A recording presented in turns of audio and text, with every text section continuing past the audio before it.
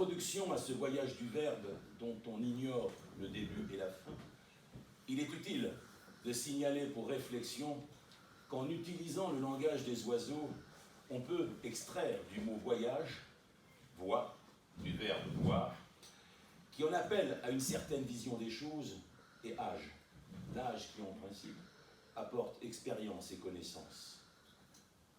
Le voyage est par définition le déplacement d'une personne ou d'un groupe qui part d'un endroit précis pour se rendre en un lieu déterminé. Un déplacement se fait dans le temps et l'espace, avec une ou plusieurs destinations, vers un point plus ou moins éloigné.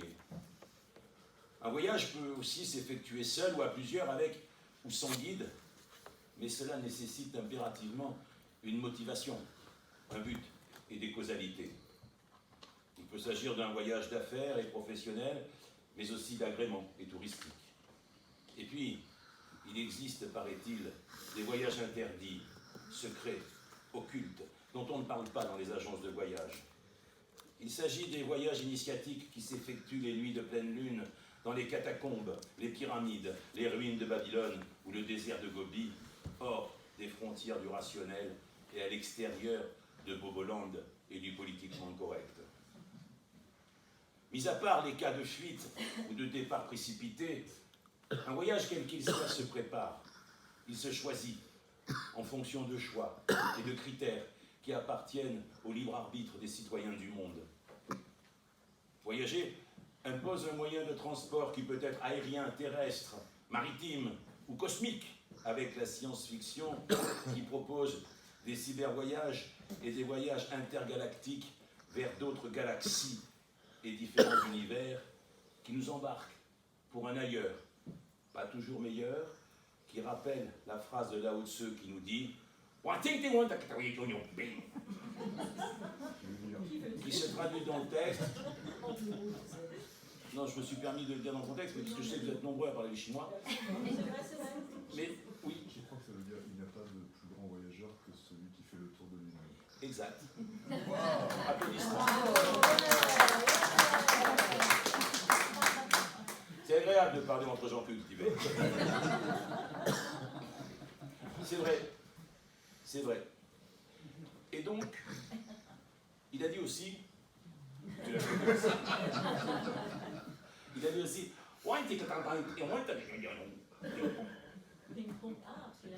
Alors ça, je ne la connais pas, je suis désolé. mais si, mais il est timide. Je le connais depuis longtemps, il est timide. Ça ne se traduit pas. Il est dangereux de croire qu'ailleurs, l'herbe est plus verte.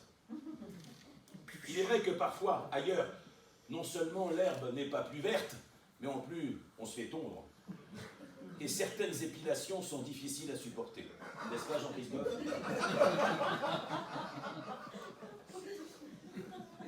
Comprenne qui pourra. Un voyage impose une destination, ce qui va le rendre particulièrement intéressant, car dans le mot destination, il est curieusement question de destin et de destinée. Mais revenons à nos moutons. Topaz, Marcel Pagnol, acte 2, scène 3. Le verbe donne accès au voyage de l'esprit, ce que l'on effectue de façon intime à l'intérieur de soi, en pleine conscience de l'impalpable et de l'invisible, au-delà de la vie et de la mort qui nous guettent, planqués au coin du temps qui passe. Le point de départ de ce voyage du verbe dont il est question ici et maintenant, c'est le théâtre, avec pour destination l'image. L'image dont l'anagramme est magie. Avec cette information, un mystère s'installe dès le début du voyage qui conduit en quelques millénaires du théâtre à l'image. Et le verbe apparaît alors comme un voyageur sans bagage qui laisse derrière lui des traces indélébiles. Rappelez-vous, au commencement était le verbe. Ce verbe était parmi eux, et figurez-vous qu'ils ne l'ont pas entendu. Alors, ce commencement nous renvoie dans des temps immémoriaux où Conan le barbare n'était pas encore né. Au commencement était le verbe. Ces 5 mots nous catapultent à l'origine de la parole perdue qui donne naissance à la genèse de tous les mots MAUX de l'humanité. Étrange cette histoire. en garde de l'univers, sur le quai du départ des origines de la vie, où commence le voyage, la tragicomédie humaine se met en branle avec le Verbe, afin d'effectuer un parcours qui va nous conduire du théâtre à l'image. Quand il y a un commencement, cela signifie qu'il y a obligatoirement une finalité. Et quand on ne sait pas d'où l'on vient, et que l'on ne sait pas où l'on va, on est forcément à l'ouest. Alors on cherche, afin de ne pas perdre le nord. Sur la scène du théâtre et dans l'image des caméras de studio, ce sont toujours des mots MAUX et toujours des mots MOTS qui racontent, pénètrent et visitent les arcanes charnels du passage de l'esprit à la lettre par le vecteur du verbe. De Moïse à Brecht, en passant par Shakespeare, Molière et Victor Hugo, depuis la nuit des temps, le verbe s'incarne sur notre planète dans l'esprit des auteurs, afin que des acteurs le transmutent en existence éphémère. Dans cette divine comédie, Dante nous explique comment l'enfer et le paradis se côtoient allègrement. Et dans l'Église catholique apostolique romaine, qui n'a pas su remettre de l'ordre dans ce chaos, cette Église a excommunié les comédiens qui osent créer de la vie à partir du verbe. Molière, qui était pourtant l'ami du roi Soleil Louis XIV, fut enterré de nuit, en cachette. Mozart, ami de l'alchimiste Cagliostro, immortalisé par le personnage de Zarastro dans La Flûte enchantée, Mozart a fini dans une fosse commune. On ne joue pas impunément avec le verbe. Mais à honni soit qui mal y pense, rappelez-vous que Michel Audiard a répondu « Ce n'est pas parce qu'on n'a rien à dire qu'il faut fermer sa gueule ». Les images d'Amadeus, superbe film aux 4 Oscars de Milos Forman, meilleur film, meilleur scénario, meilleur acteur, meilleur réalisateur, ont révélé au monde entier comment le génie de Mozart est passé d'une fosse commune à l'éternité. Une preuve de plus que l'alchimie du verbe et de l'esprit sont plus fortes que la bêtise des hommes. Mais revenons à nos moutons. Pagnol, non ? Au commencement était le verbe, facile à dire, et après. Parce qu'un commencement, ce n'est jamais innocent, surtout le nôtre. Alors, ce commencement, c'est qui? C'est quoi? Un Big Bang? Un grand architecte? Un dieu? Une civilisation extraterrestre? Le hasard? Une erreur de l'univers? Quoi qu'il en soit, le verbe du commencement n'est pas humain. Il est inconnu, mystérieux et pas très catholique. D'ailleurs, tout à fait entre nous, il est arrivé bien avant Jésus, qui, pour l'anecdote, était juif. Preuve que le voyage du verbe à l'image ne se fait pas en ligne directe. Les escales sont nombreuses, riches en surprises et rebondissements. Une fois le commencement terminé, il a bien fallu que tout le monde se débrouille. Et puis, le verbe, de l'origine, avec toutes ses langues, les patois, les dialectes et ses accents pleins de gros mots qui provoquent des mots, ce verbe est devenu ambigu et parfois tellement complexe qu'on dirait de l'hébreu. Le temps passant, le verbe voyage tel un ouroboros dans l'histoire de l'humanité. Et dans l'Antiquité, il apparaît comme étant la racine du théâtre. Mais avant d'arriver à la Comédie Française et au Festival d'Avignon de Jean Vilar, avant de devenir un phénomène populaire dans le sens vertueux du mot, je le précise car de nos jours, populaire est devenu pour certains un gros mot qui masque le déni et le cynisme de bien-pensants qui malmènent la République. Mais revenons à nos moutons. Alors, avant de devenir populaire, le théâtre est d'abord religieux, au service de divinités. Et nous constatons que depuis l'Antiquité, rien n'a changé. Certes, des dieux tels que Zeus et Jupiter ont disparu, mais grâce à la magie de l'image, des médias, d'autres sont apparus. Stars, vedettes, people, VIP, sportifs, élus et personnalités qui officient en toute célébrité dans le miroir des grandes messes cathodiques, pas toujours catholiques. Mais on a le verbe qu'on mérite. Les réseaux sociaux et l'actualité qui nous inonde d'images de magie noire nous confirme que l'exemple vient d'en haut. Après avoir marché sur la Lune, inventé le TGV et la bombe atomique, on a vraiment de quoi s'étonner. Mais, comme a dit Lao Tzu,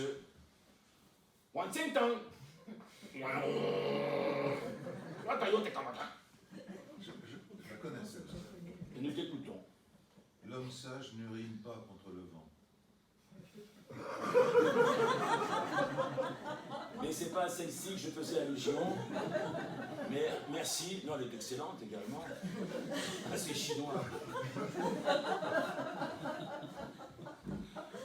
Lao Tzu donc dit. Non, non. La phrase qui va exciter est extrêmement puissante, pleine de sens. Une magie verbale qui va vous ébranler. Écoutez bien.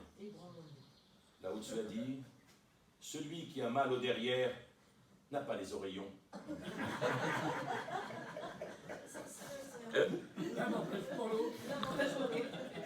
C'est le même qui pisse contre le. Les archéologues ont prouvé qu'ils se sont connus.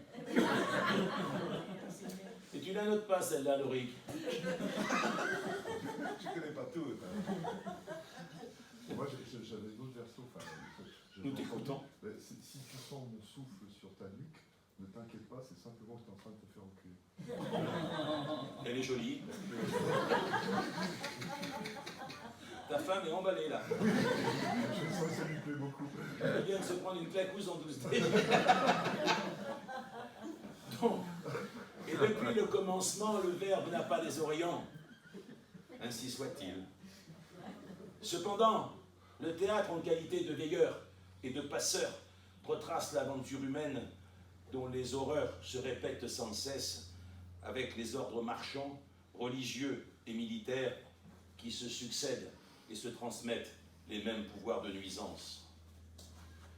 À son origine, le verbe du théâtre est spirituel, dans le sens latin de spiritus, signifiant l'esprit humain, en tant que principe d'intelligence créatrice dans le cadre d'activités intellectuelles. Et des auteurs de la Grèce antique sont encore joués aujourd'hui, comme Aristophane, Sénèque, Échille, Sophocle et Euripide, qui inspirèrent entre autres le romain Plaute, et plus tard Molière, Corneille et Racine, servent avec une lucidité et un talent intemporel le verbe immortel du théâtre. Le verbe du théâtre et de l'image met en scène les lois alchimiques de causalité, d'analogie, d'attraction et de correspondance gravées dans la pierre des cathédrales, sur le parvis desquelles se tiennent curieusement les premières représentations d'un théâtre de mystère qui est la genèse du théâtre occidental. Dans le mystère des cathédrales et les demeures philosophales, deux ouvrages indispensables pour qui s'intéresse à l'alchimie, Fulcanelli dévoile les messages que révèle l'universalité des cathédrales. Et il est préoccupant de constater qu'en 2019, à Paris, des individus ont tenté d'effacer les traces de cette connaissance universelle. Tout comme Marianne, Notre-Dame n'a pas les oreillons. Comprenne qui pourra, mais revenons à nos moutons. Au fil des siècles, Shakespeare, Racine, Corneille, Molière, Victor Hugo, Anouilh, Ionesco et beaucoup d'autres auteurs enrichissent le catalogue de voyage du verbe par le véhicule du théâtre. Mais les temps changent, et avec la théorie du tout de Einstein et la mécanique quantique de Max Planck, on sait désormais que l'histoire secrète du monde est une affaire d'alchimie. Nous voilà enfin rassurés. Il était temps. Et en 1895, les frères Lumière, dont étrangement le nom n'est pas du tout innocent, transmutent et matérialisent l'anagramme de magie en image. Et le voyage du verbe se poursuit par le véhicule du cinéma. De grands succès de théâtre sont adaptés pour les images du cinéma, comme par exemple La Cage aux folles de Jean Poiret, Le Père Noël est une ordure de Balasco et Le Dîner de cons de Francis Weber, qui, pour l'anecdote, j'ai eu le plaisir de jouer au théâtre le rôle de Lucien Cheval dans ce Dîner de cons, aux côtés de Jacques Villeray et Michel Roux, dans la mise en scène de Pierre Mondy. Voilà. Je leur fais un petit clin d'œil. Parce qu'ils sont plus là. Bah, si, quand même. Mais revenons à nos moutons.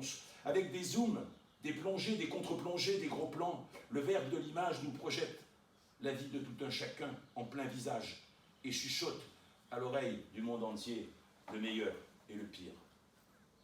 Sur les écrans du verbe de l'image, commente au ralenti et en accéléré la pleine conscience du spectateur qui se tricote avec l'inconscient collectif de l'humanité. Le verbe de l'image nous emmène en voyage astral avec des panoramiques, des flashbacks, des travelling avant-arrière dans lesquels, curieusement, on trouve le mot travel qui en anglais signifie voyage, transport et déplacement. Tiens, décidément, il n'y a pas de hasard.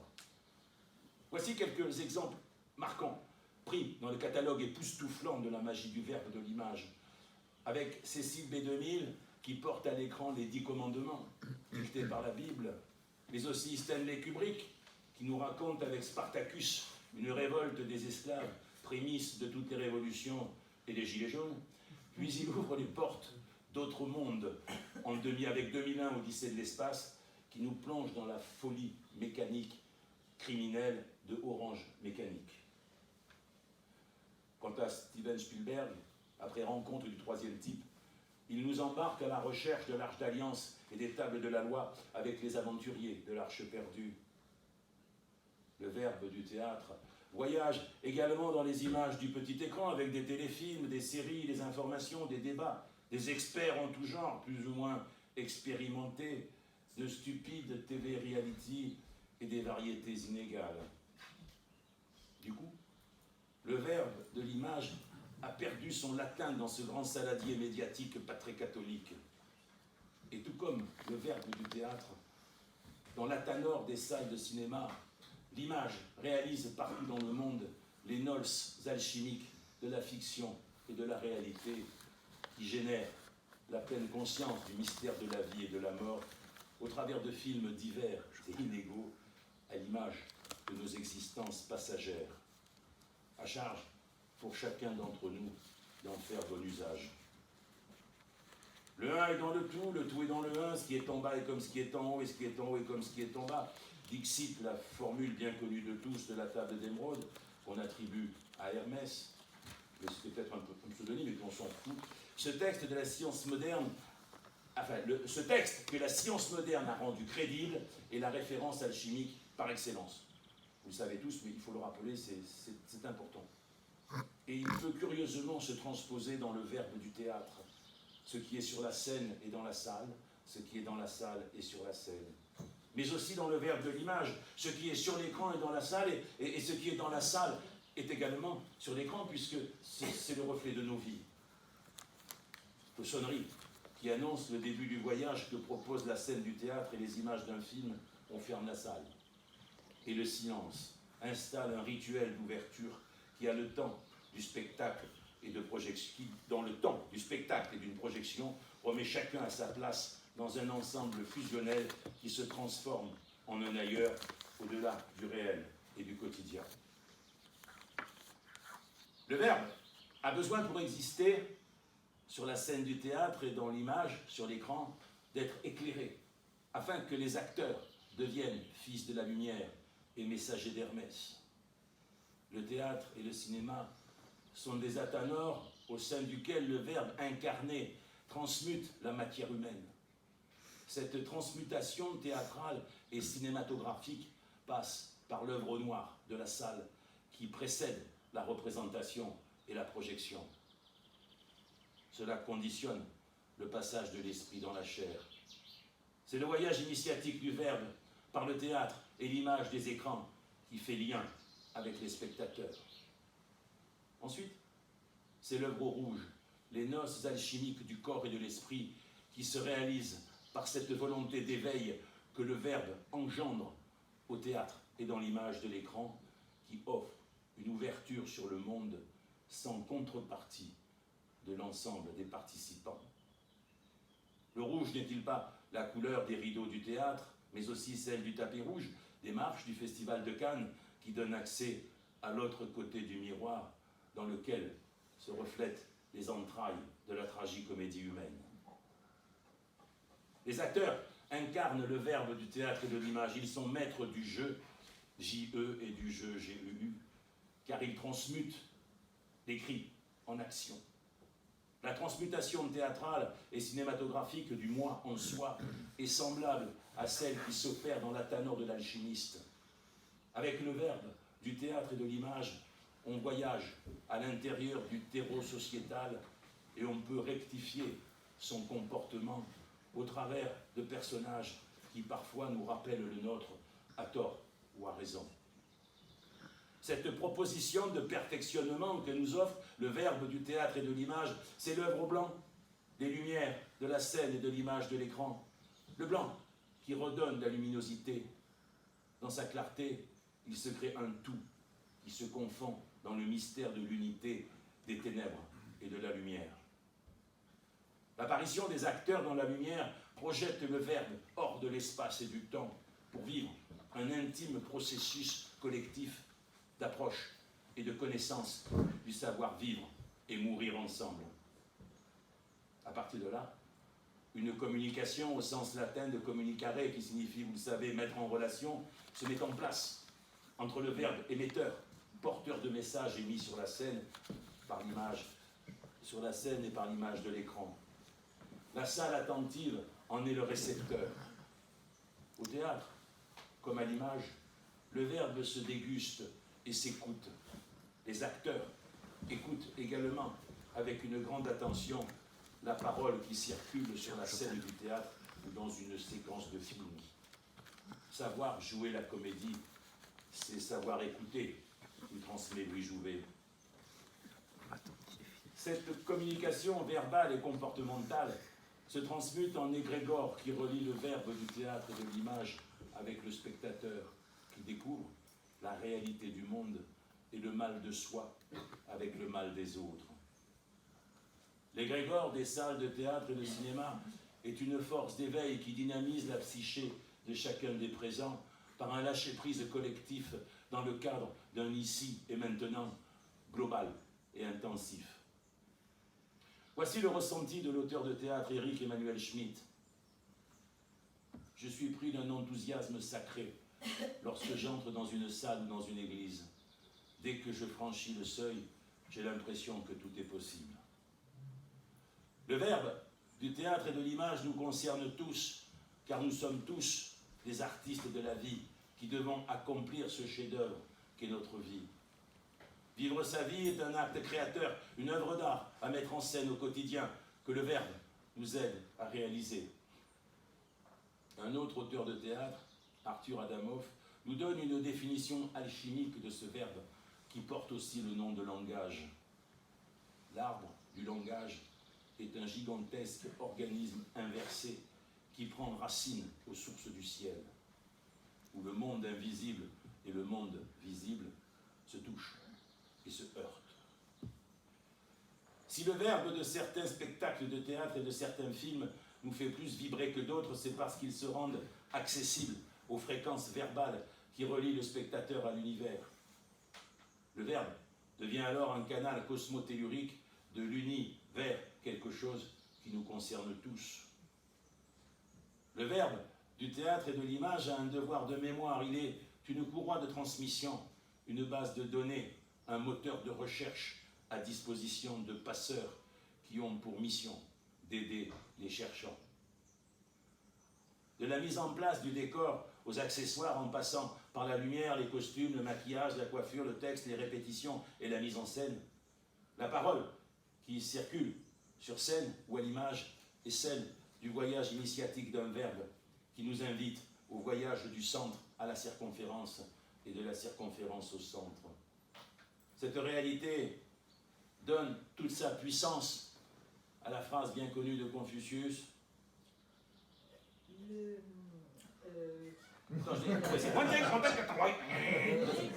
L'expérience est une lanterne que l'homme porte sur le dos, mais qui, hélas, n'éclaire que le chemin parcouru. C'est pas celle-ci que je pensais, mais merci de nous avoir fait partager. On peut l'applaudir.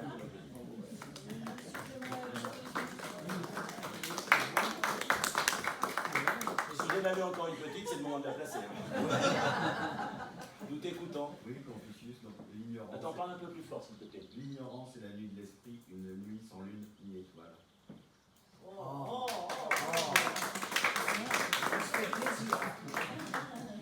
Ouais, c'est agréable une érection culturelle. Hein. Lorik, nous t'écoutons. Si tu as des... Je suis sûr de ne pas être applaudi. Tente. Tu connais un truc de Confucius, Tente-nous. toi, m'inquiète. L'homme qui a la diarrhée n'a pas peur du noir. Non, mais c'est... Ah bah oui, là, tu vois, c'est sûr. Il y avait de la finesse, et là... Vous avez averti. Je sais pas vous, mais moi là, je suis aux portes de la méningite. Hein. Merci pour cette participation inattendue mais tonique et péchue, qui a permis de muscler notre capital philosophique. Mais la phrase de Confucius à qui je faisais allusion est la suivante. Elle a été citée par notre ami tout à l'heure, mais je tiens à la redire. Le plus grand des voyageurs est celui qui a fait le tour de lui-même. Le voyage du verbe qui conduit du théâtre à l'image évoque... C'est par là la sortie, hein, si je vous emmerde. Je suis là pour votre bonheur, moi. Le voyage du verbe qui conduit du théâtre à l'image évoque à la fois le passé, le ici et maintenant, et ce qui est à venir, afin qu'au fil des siècles, partout sur la planète, le théâtre et l'image soient à la disposition des citoyens du monde. Le verbe s'offre sans limite et sans réserve à la compréhension de tous, quelle que soit l'origine et la condition. Le verbe du théâtre et de l'image fait écho à Terence qui nous dit « Je suis un homme, et rien de ce qui est humain ne m'est étranger. Car depuis le commencement, rien de ce qui est humain n'est étranger au verbe du théâtre et de l'image. Le théâtre et l'image sont des loupes qui scannent la difficulté et l'art du vivre ensemble avec soi-même et les autres. Par le théâtre et l'image, il y a cohabitation interactive entre les dits et les non-dits, entre l'être et le paraître, entre la vie et la mort, sachant que rien n'existe sans son contraire. Le verbe du théâtre et de l'image offre au spectateur l'accès à l'envers du décor, aux coulisses de l'existence, dans l'au-delà de la vie qui nous entoure. Le verbe du théâtre et de l'image offre des armes de création et d'instruction massive. Du théâtre à l'image, le voyage du verbe emprunte tous les sentiers de la vie, tous les chemins de la providence et du hasard qui rendent si mystérieuse notre destinée et nos rencontres. En démasquant les erreurs et les trahisons, en dénonçant les vertus, le cynisme et l'héroïsme, le voyage du verbe par le théâtre et l'image enseigne la culture de l'interrogation et la remise en question. Le verbe est une arme éthique au service de la raison. Le verbe du théâtre et de l'image aide chacun d'entre nous à forger et à transmuter la matière humaine pour qu'elle devienne, selon la formule consacrée, le digne réceptacle de l'esprit.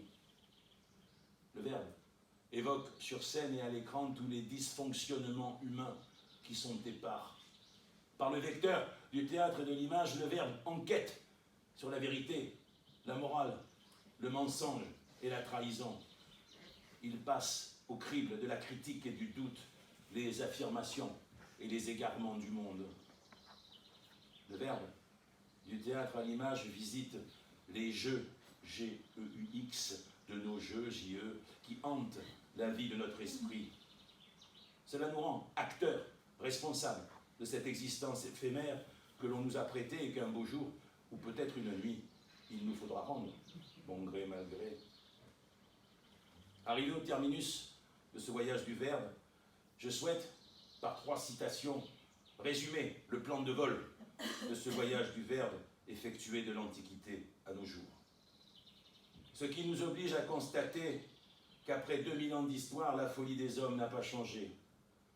Au IVe siècle, avant Jésus-Christ, Platon écrit dans La République « Lorsque les pères s'habituent à laisser faire les enfants, lorsque les fils ne tiennent plus compte de leurs paroles, lorsque les maîtres tremblent devant leurs élèves et préfèrent les flatter, lorsque finalement les jeunes méprisent les lois parce qu'ils ne reconnaissent plus au-dessus d'eux l'autorité de rien ni de personne, alors c'est en toute beauté et en toute jeunesse le début de la tyrannie. 2400 ans après, Antonio Gramsci, théoricien politique, mort dans les prisons de Mussolini, nous dit « Le vieux monde se meurt, le nouveau monde tarde à apparaître, et dans ce clair-obscur surgissent les monstres. » N'aie pas peur, Laurie, je suis là. Un peu plus tard, Bertolt Brecht, poète allemand qui a combattu le nazisme, qu'il dénonce par le verbe du théâtre dans la résistible ascension d'Arthur Rouilly, dont voici un extrait. « Vous, apprenez à voir, plutôt que de rester les yeux ronds. Le ventre est encore fécond, d'où a surgi la bête immonde. » La messe est dite.